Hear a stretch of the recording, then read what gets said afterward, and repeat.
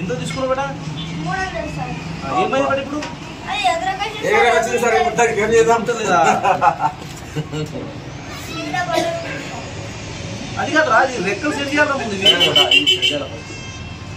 అది రన్నింగ్ లో సెట్ అయ్యేది. ఏడగొన్నావు ఏమైంది? జాతర సార్.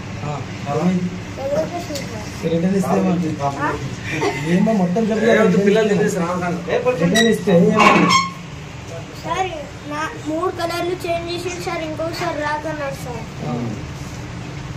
లేదా ఎగురుతాను చూపెట్టింది అందుకు లేదు సార్. కంప్లైంట్ ఏం కంప్లీట్ ఇస్తావు? ఎగురుతుంది ఎవరి మీద కంప్లీట్ ఇస్తావు? షాపు మీద కంప్లీట్ చేయించినావు. ఏం పేరు?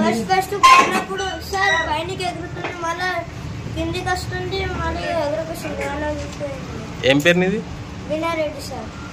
3-4 మంది చేంజ్ చేస్తే అది ఎగురకొచ్చింది, అందుకోసం వచ్చిన.